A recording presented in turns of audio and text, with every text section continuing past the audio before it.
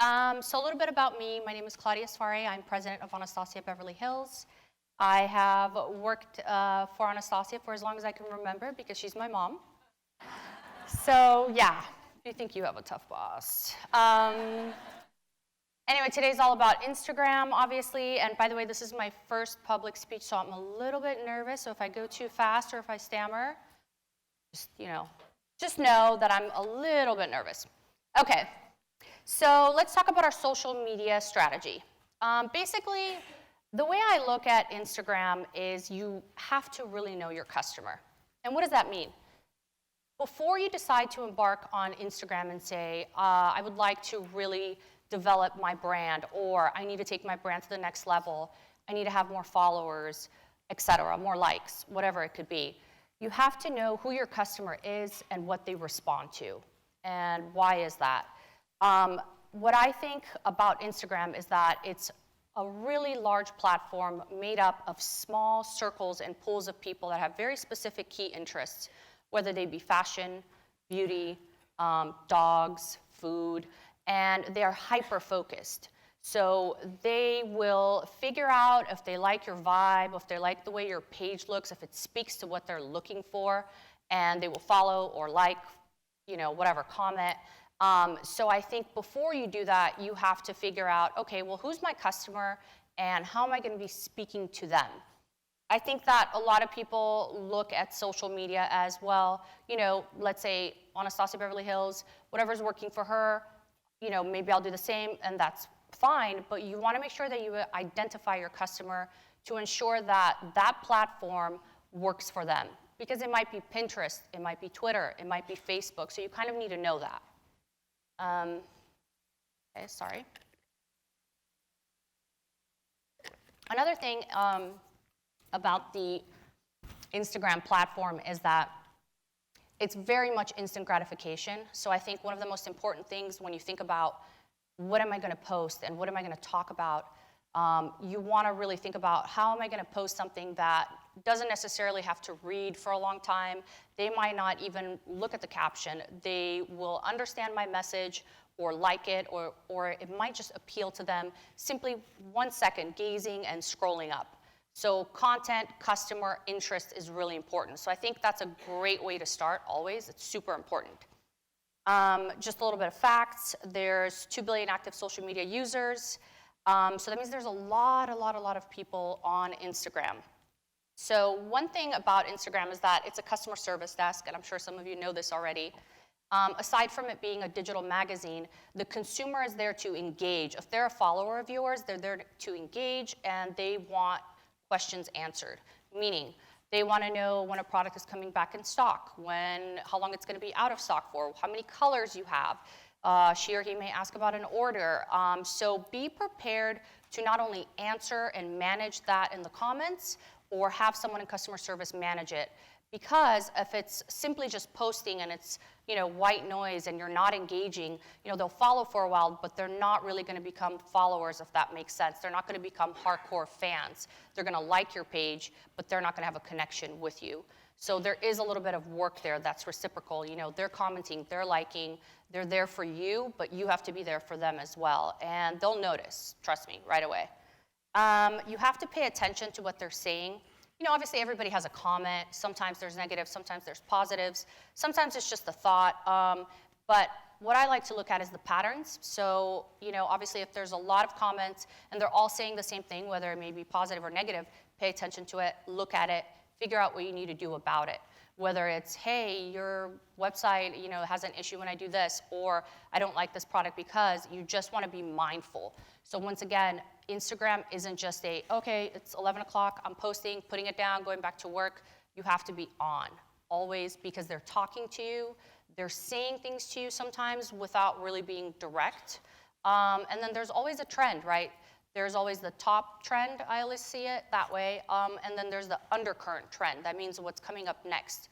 And what does that mean?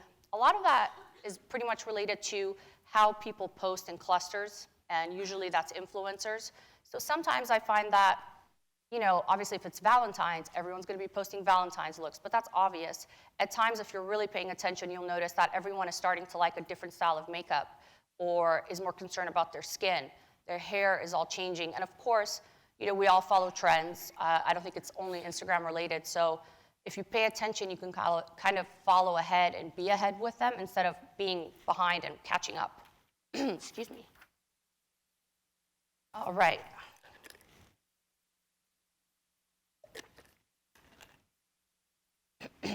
Let's talk about our story. So this is the very first picture that we've ever shared on Instagram, and I believe that was August 2012. And that was a product that we launched at the time, Lash Genius. It was a waterproof top coat, and we really wanted to see, obviously what Instagram is all about. I think one of the things that helped Anastasia is being an early adapter to Instagram.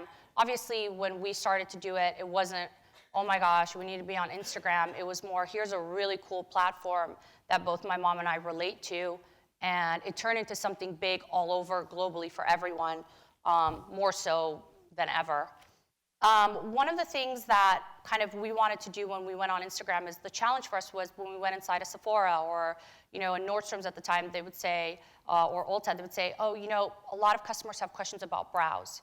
They don't know how to choose their color. They don't know what product works for them. If they have a thin brow, if they have a sparse brow, a thick brow, they don't know how to choose their items. So we thought, okay, this is a great education platform because obviously you go inside a department store, you can't write a novel on your merchandising units and you can't, there's only so much education that you can do given whoever is there and the sales associates. So Instagram was a great way to start that. And for you, it could work in the same way too. It's education-based. Don't treat Instagram like a commercial. Obviously they're there to engage with you and they want to feel like they're a part of your family in that way. I know that sounds really personal, but if you have a strong fan base, they are kind of your digital family. So you want to educate, you want to keep it interesting, but always keep it fresh in that sense. So education was how we started, and then the next thing, obviously, this had been 12 years since we were a brow brand, and we really wanted to venture into makeup. And at the time, we had 65 brow SKUs, maybe a little less. And one of the hardest things to do is go to a retailer and say, hey, we want to launch 120 additional SKUs. I don't think anybody would go for it. It's hard enough as it sounds. So we thought, let's do something a little bit different. Let's go directly to the consumer. Let's build our own website, which was, our e-commerce was non-existent at the time. And kind of let's see where that takes us. So this is kind of how it started. That was the premise of it. We started to, in the next 2 years, until November 2014 when we launched our contour kit, it was really all about learning our customer, figuring out what they like, and then really developing our brand and launching based on what they're telling us, hero items that speak to what is needed. That's not necessarily the case for everyone, but that's just how it worked for us. So one of the things that, now that I've kind of told you our story, is talking a little bit about our non-strategy. So obviously, we're not, your typical corporate brand, I should say, because we're small. So obviously, we don't have a strategy. It's a non-strategy strategy, but there is a strategy. I promise. I know what I'm doing. So kind of the thing is you want to be original. Like you always want to be, I know there's obviously limits and perimeters. Not everyone can go to work and just be like, I'm dyeing my hair blue and I'm going to post whatever I want. I get it. But I think it's important to always think about the brand and how to keep it original and cool and fresh and not be a follower. That's very important. Obviously, you want to gain followers, but you don't want to be a follower. I'm not saying you have to go there and just try to, oh my God, reinvent Instagram, but you want to think about when we started in 2012, it was pretty much open in that sense. We were coming on, we were becoming pro, we're bringing a whole new perspective and engaging with influencers, but now everyone is doing that. So if you're starting out or if you're trying to grow it, it's going to be a little bit harder. However, nothing is hard if you kind of think outside the box and don't do things in the regular way.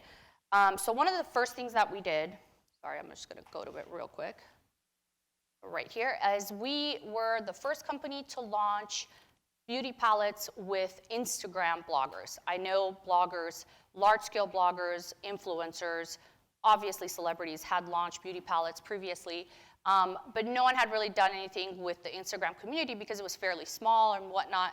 So we thought, this is the best way. This has become our family here. We're engaging with them daily. We're creating products for them and with them in a way. And let's launch something within this community, because I think that really says, like, hey, we're serious. We really want to do this with you. We believe in you, and we'll support you. And one of the first palettes that we launched was the Amrizi palettes. Then we launched 2 more, Tamana and Maya Mia. They were all 3 Instagram bloggers, and they were very successful in the sense that it, I think, really solidified the Instagram bloggers. It created a new platform for them to have so many other deals after, which I think is so good and so amazing. And it really took kind of for a while, people would always say, oh, it's just an app. And it's not really just an app, because it's a huge marketing vehicle for brands and for influencers. So it kind of took them to the next level, and it gave them the opportunity to engage with other brands. So that was fantastic. Why I'm so thirsty, I'm so sorry. It's New York. Okay, one of the other things is, sorry, I'll just slide something else. There's my mom, isn't she cute? You never want to buy followers. Why? Obviously, I'm not judging you if you do, but what I'm trying to say is, statistically, if you have 1 million followers, but you get, 3,000 likes of pictures, it's just really obvious. So you never want to do that, because it looks bad. You can buy followers, but your comments won't go up and your likes won't go up, and people know that, and they'll watch that, and it just almost looks worse. Your engagement will be really low. So don't worry about it. You can gain them. You can actually have a really big impact with less followers. It's not about the followers. I know everybody's always like, oh my God, are you guys, do you only post Instagrammers that have a lot of followers? And no, absolutely not. It's more about the content. It always goes back to the content, because it is a digital magazine and portal to the world. So you don't want to buy followers, for that obvious reasons. Another thing is, you want to support artists. So PR is a huge, huge, huge important part of Instagram. So obviously, I don't think there's any brand that can sit there and create assets to post. I mean, I'm sure there's a few, 6, 7, 8, obviously postings a day in the likes of what Instagram makeup enjoys, because sometimes it's, like I said, it's very trendy, and it's a cluster, and it's very specific. It'll be specific to Anastasia, it'll be specific to you, once you figure that out. So the engagement with influencers is very important in some ways, especially for us, and it's also reciprocal in the sense that we send them product, and then they post wonderful pictures, which we repost. So that's pretty much the non-strategy strategy, and that's not new. A lot of people have that, but what's really, really important is that we have our own posting style. And I know a lot of people think, oh, well, whatever, you're just posting things that look great, but everything that you see on the Anastasia page speaks to Anastasia makeup. Our aesthetic, our style, whether it's exaggerated, toned down, it's all variances of it, because it goes back to knowing your customer. If we're gonna post something, we know that it's gonna look and it's gonna appeal exactly to what she or he likes. And that's really important. So I think you don't want to just send to every influencer. I think you want to identify customer, what they like, what they're responding to, who are the influencers that actually create the looks that work for you, and then from there, obviously, follow up with that. Another thing that I always say is, sometimes just because an influencer has 2 million followers doesn't mean that they will sell your product. That's why Anastasia Beverly Hills will send, to someone that has 4 million followers to someone that has 10,000 followers. And what we send them is always the same. You never want to shortchange anybody, because they grow, number one. And 2, it's always in the spirit of, we are helping aspiring artists. So you never want to say, oh, well, you're not as big, you get a pencil. So if you're going to do it, you have to do it. You have to commit and be serious about it, and not make anybody feel any type of way about, oh, well, I'm not big enough for you. Because they will work hard for you, especially the smaller influencers, as they are really grateful for the opportunity. And their assets are awesome. And sometimes their assets might work better for this particular launch or product than a bigger influencer's will. So what I'm saying involves a lot of watching and looking and engaging and being aware. So you really have to, I've mastered the art of ignoring the world and just zoning in. It's really important to do that, or have people dedicated on your team to do that and understanding the brand. Also, we are a small team. It's me and my mom. Nobody else runs our Instagram. Obviously, the marketing team will send out the PR mailers, but we will absolutely send it to them. And I'm sure some of you are probably asking, ugh, oh, that's awesome.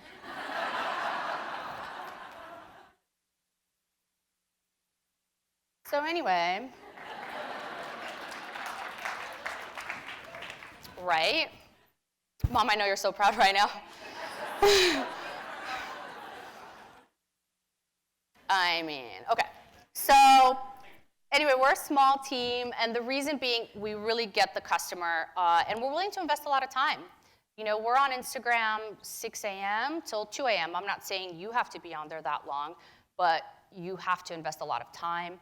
Instagram doesn't shut off at 5. As a matter of fact, a lot of people get home and get on Instagram. So if you have teams in your office, split them up.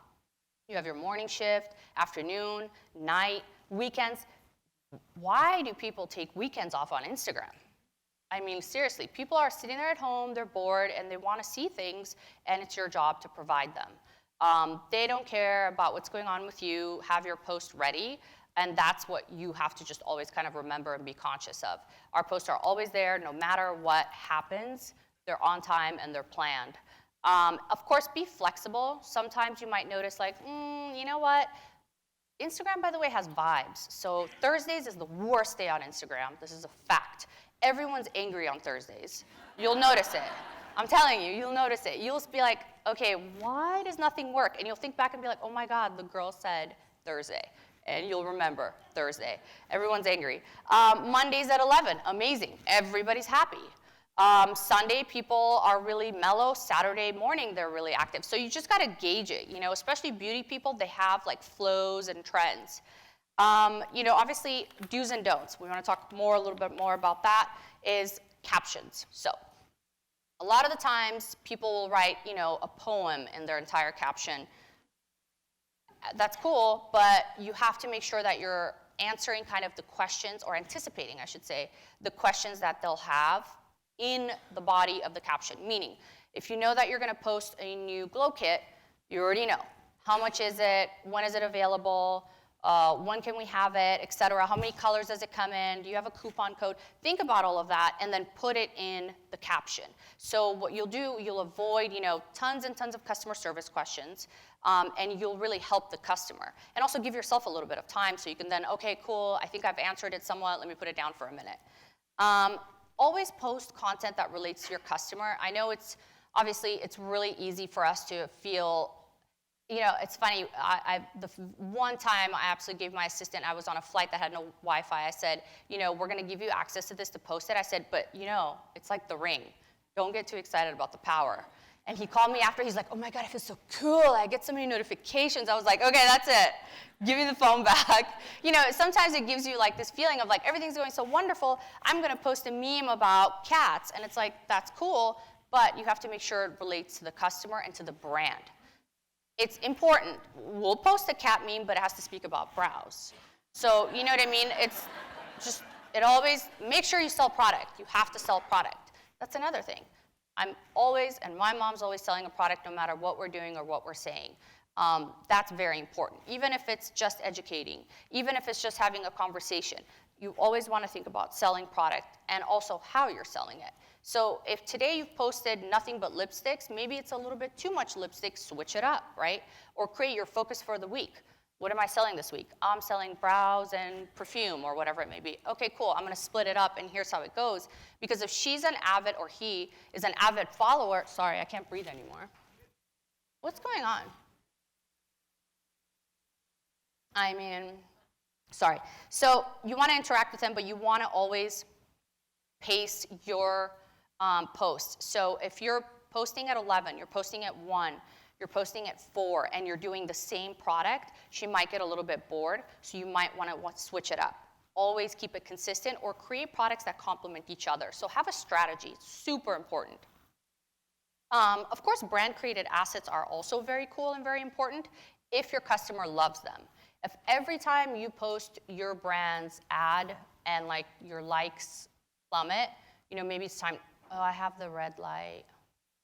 Sorry, I have to wrap it up soon. So let me take some questions, because you know what? I can talk forever, so I'm just going to shut up. You guys have any questions? Sorry.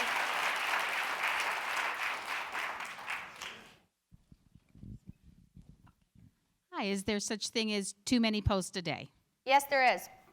So I think it's very important to limit it to about an hour break in between if you're really aggressive. 1 to 2 hours break is good. If you want to be super mellow, every 3 hours, but not more than every hour.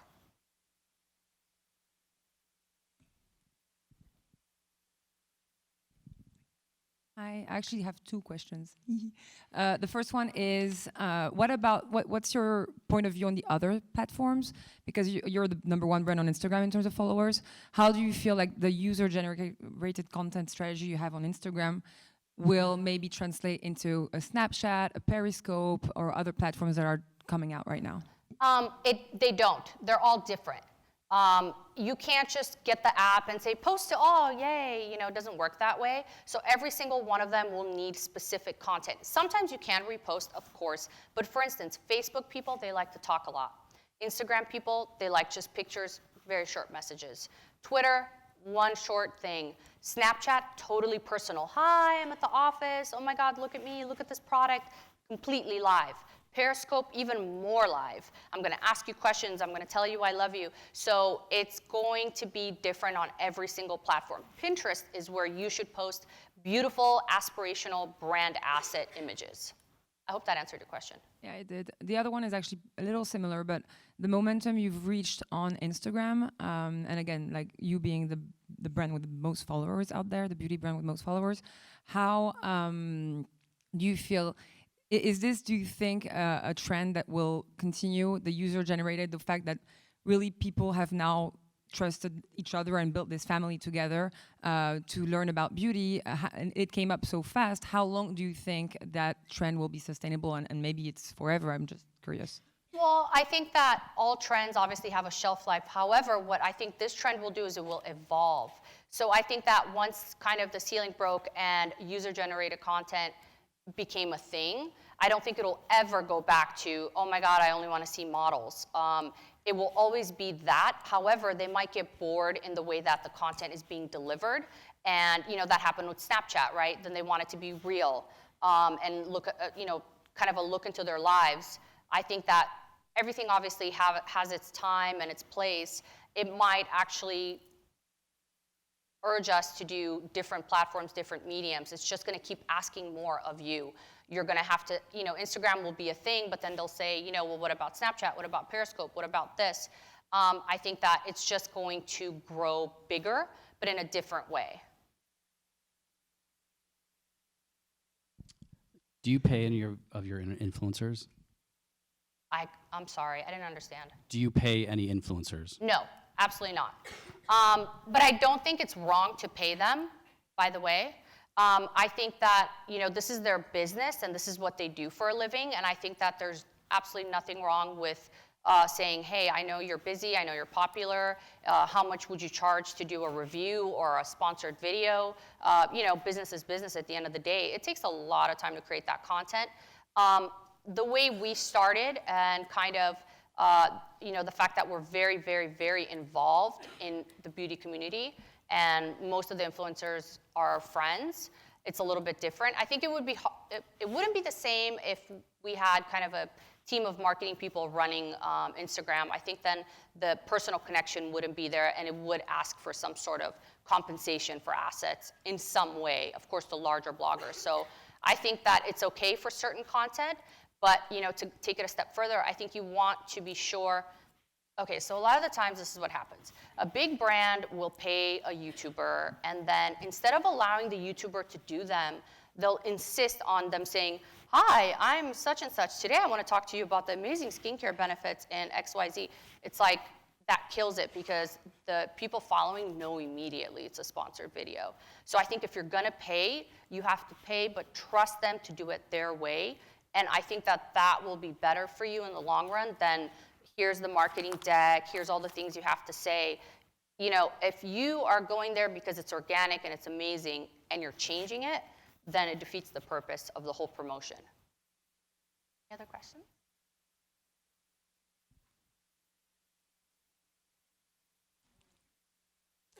Look at my mom promoting herself already. My mom's on Snapchat, ABH Cosmetics. And Anastasia Beverly Hills on Instagram.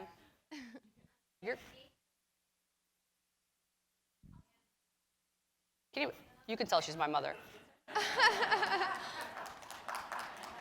Okay, sorry, go ahead. Sorry. So, is there like a magical formula between how much reposting that you like to do of user-generated content and how much original content you like to post? Do you find that like some resonates better than others, or what do you think? Well, remember, it's different for everybody, right? So if it's skincare, let's just say, that's gonna be a lot harder, I think sometimes, because it's so, by the way, I forgot to say this because, I don't know, but a lot of Instagram is instant gratification. They want to see something that has a dramatic difference. So even if you post skincare, you want to post a great before and after 6 months later. Don't just post a girl with fabulous skin, no makeup on, saying, oh my God, I feel so fresh, whatever. I think it's a lot harder. They want to understand what it does, you know. They want to see the difference. It's really hyper-focused in that sense. They want to understand it to a crazy degree, like, you know, all freckles, no freckles, you know, just to really exaggerate it. So with regards to that, getting back to your question, I promise I'm answering it. But I think that for us, it's good to do the user-generated content because it's very much makeup look related. Sometimes when we post our own content, if it's editorial, yeah, they love it, but then it's a little bit, you know, it's aspirational, but it's not achievable. So it's a little bit detached. They're like, yeah, it's great, but, you know, it's a photo shoot. I can't really do that. They relate a lot more to a, you know, somebody doing it. It can be somebody from your office. It doesn't have to be somebody, obviously, on the Instagram platform. What I also think about the medium, it really depends. I would have to say that it's good to let them know that you're creating your own content and, you know, obviously you have your own concepts behind it. Sometimes your own content could influence the influencers to create specific looks, a vibe, a trend. So if you can think about it that way, you might even be able to kind of angle it where you'll post something and they'll go, oh my God, I love that look, I'm gonna do it, or I'm gonna follow it. Or I always think how-tos are really important if you're gonna do your own generated content, whatever it may be. That's really important. They wanna hear from you on how to use it. So think about it that way. Oh, you know, regardless of what it is that you sell, hey, here it is. We're here from the brand. Let me show you in 5 seconds how to do this really quickly. I think that's really impactful. Longest answer ever, by the way. Oh, I think sure.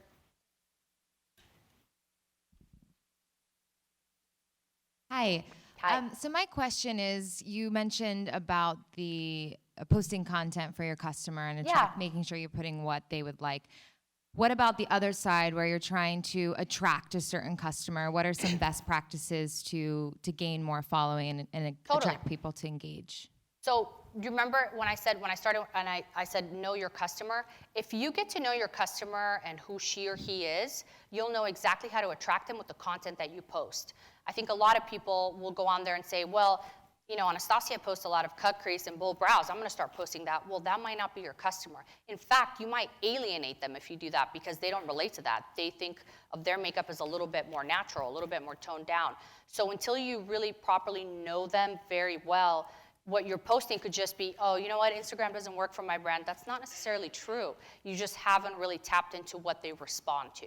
So it's very, very important to, you know, the most important people on your team are your makeup, all your sales associates, all your trainers, all your educators. Go talk to them.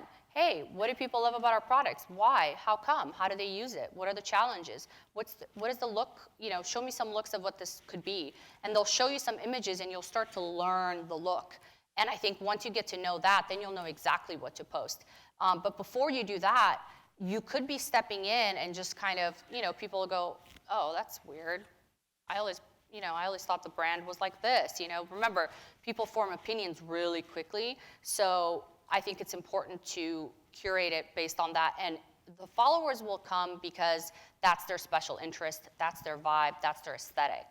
But you can't be discouraged. You can't post 3 pictures and think, oh my God, this is it, broke the internet. But if you stay and you're consistent, no, I mean, I get it. There's a lot of pressure, I'm sure, in companies like, you need to gain 200,000 followers by next month. And I'd be like, okay. But I think patience and persistence is key, and you'll get there. Or even if you don't gain that many customers, your own customers will understand and purchase the product more based on what you're doing. It might not necessarily, 8 million followers might not mean our sales are going. It might be 500,000 followers that are really diehard fans are driving so much business for us. So it's twofold in that way. And remember, a lot of people, once you get up in the big millions, a lot of people are just there for the looks. There's your core, hardcore base, your supporters, and then there's just, fillers, people that follow. I follow so many pages that I don't ever really dig in deep. I like the way they look. So, don't take it too seriously. Numbers are just numbers. Thank you. That's all the time we have for questions.